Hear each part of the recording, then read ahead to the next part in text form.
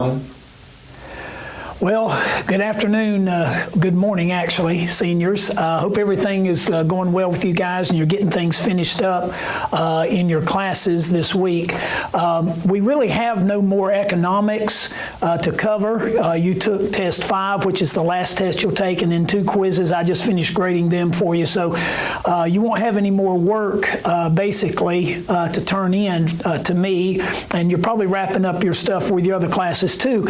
So what I wanted to do for you guys is I just wanted to kind of give you an admonition, from myself to you. I've enjoyed you guys this year. You've been a great group to work with in economics, government, plus in speech class, and you guys hard work on your drama, which we didn't get to do, but I appreciate all of your hard work. The Lord knows why all that was done.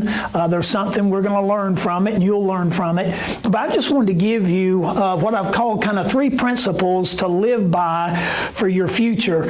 Whenever graduation occurs, we call that commencement, but commencement is not the end of anything. It's actually, the word commence means to begin. So really what you're doing, guys, is you're starting with your graduation. You're not necessarily ending anything. You're starting your future. And I just want to give you 3 principles to think about, and they are biblical principles that if you'll remember these, at least do your best to remember them. It may be a life-changing thing for you. The first one is this: it is more important, IMP important, it's more important where you are going than where you are right now. Many times we take great pride, I think, in where we are in life, but really what we need to look at is where is our life headed? What direction is it going? Let me illustrate this way. Let's pretend there is a cliff right here, okay? 100-foot cliff that you could fall off right here.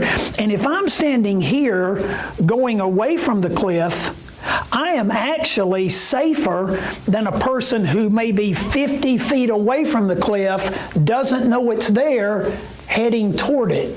So I hope you understand what I'm saying. In your life, in my life, where I'm going is more important than where I am. I don't know all of you guys' personal life. Maybe your family background has not been the best or whatever. The point is this: that doesn't define you. Where you're going in your life is more important than where you are right now.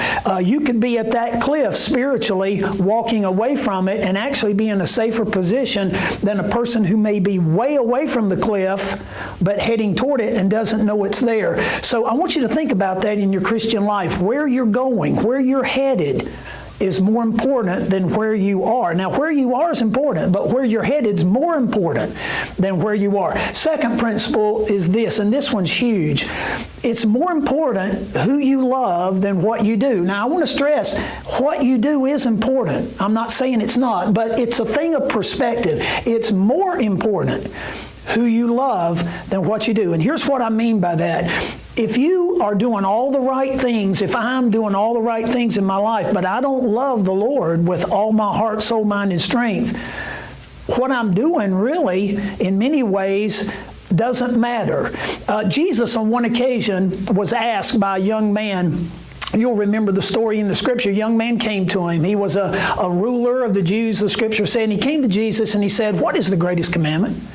And he was no doubt expecting Jesus to say one of the 10 commandments, and Jesus kind of stunned him and said, the greatest commandment is, number 1, love God with all your heart, soul, mind, and strength. And they didn't ask, the young man didn't ask what the second greatest commandment was, but the Lord said, I'm going to tell you that one too. The second greatest commandment is love your neighbor as yourself. The point is who you love, who I love. It's more important who I love than what I do. Do you love the Lord with all your heart, soul, mind, and strength? Do you love other people the way we automatically love ourselves? Who we love is more important than what we do. And then the last one, and I'm sure you guys are thinking a lot about graduation and looking forward to that, and you kind of view it, and I did too, when I graduated from high school and college, I viewed it as the end of something. I'm finishing something. But really, guys, you're starting something. You're starting the rest of your life. And the third principle is this: it's more important how you finish than how you start. The faculty here at our school, we love you guys dearly, and we have great wishes for you and great plans in our mind that we'd like to see you accomplish. And many of you, hopefully all of you, will start well with your future. But guys, it's not as important how you start as it is how you finish. Many people will start well, but then they won't finish well. Jesus also gave a story in the Bible about that. You remember when Jesus told the parable of the man who had the two sons. We call it the parable of the prodigal son.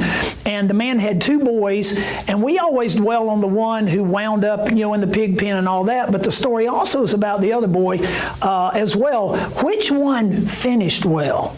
Well, the one who didn't start out so well finished better than the one that started out well, the one that was still at home, but the one that was home didn't finish well. Jesus told another story of a man who said to his servants, he had two servants, and he said to the one servant, "Go and do such and such," and the servant said, "Lord, I'm going." But he never finished well. He never did what the master told him. The other servant said, "I'm not going to do that." But he wound up doing what his master told him. What is Jesus trying to illustrate with these two stories? It's more important how you finish than how you start. It's great to start well, but how you finish is way more important than how you start. I'll conclude with this illustration. When I was in high school, I ran cross country. I did not love running back then like I do now. I just kind of did it to stay in shape for flag football in the fall and basketball, when we played after that. But I remember running in an event down in Charlotte, North Carolina. It was my senior year, and there was probably 63, 64 runners, I don't know, something like that. The best runner on our team was a guy named Mark Hull. He was a tremendous runner. And when that race started, some of you that may have never done any running, you don't know that some teams will have what they call a rabbit runner. In other words, he's just to kind of start out and set the pace really quick to try to tire some of the better runners out, try to get them to keep up with him, and then he'll just drop out, the rabbit runner from one of the other schools, and he's trying to tire out the best runners for the other schools, trying to get them to keep up with him and wear themselves out. Well, our best runner, Mark Cole, did that. He tried to keep up with that rabbit runner, and our coach had warned us about that, but he didn't listen. He thought he could keep that fast pace. And I remember probably a third of the way into the race, passing our best runner, stopped along the course throwing up, and he had kind of bought into that rabbit runner, and he had worn himself out. He could have won the race, but he started out great. He was leading. He was ahead of all of us, but he didn't finish well. And the point is this, guys, how you start, that's good, but how you finish is way more important than how you start. You're going to live your Christian life long term, for years in the future if the Lord doesn't come back. So, guys, keep in mind, it's more important how I finish my life than how I started. So 3 principles for your future. It's more important where you're going than where you are. It's more important who you love than what you do. And then thirdly, it's more important how you finish than how you start. Guys, we love you. I hope you have a great week. Look forward to seeing you here at school, maybe in the next couple of weeks, graduation, whatever. If you need us anytime, please call. Stay in contact. We want to try to help you any way we can, be an encouragement to you. Hope you guys have a great day.